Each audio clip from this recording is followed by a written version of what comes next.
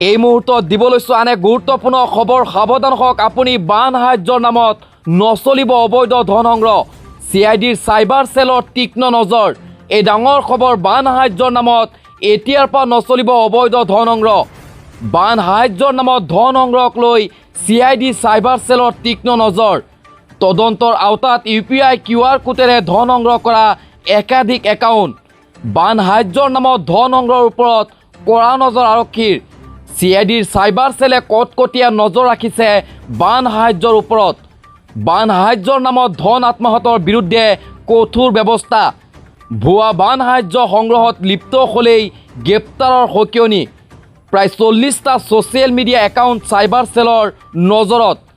ৰাইজক সতৰ্কৰ আহ্বান। বিশ্বাসযোগ্য সংস্থালৈহে অনুদান দিয়ক। বান সাহায্যৰ পূৰ্বে সম্পূৰ্ণৰূপে বিশ্বাসযোগ্যতা নিশ্চিত কৰাৰ আহ্বান। বান সাহায্যৰ নামত প্ৰবঞ্চনাৰ বিৰুদ্ধে CID আৰম্ভ কৰিছে অভিযান। ভুৱা সাহায্য অভিযানৰ বিৰুদ্ধে কঠোৰ নজৰদাৰী।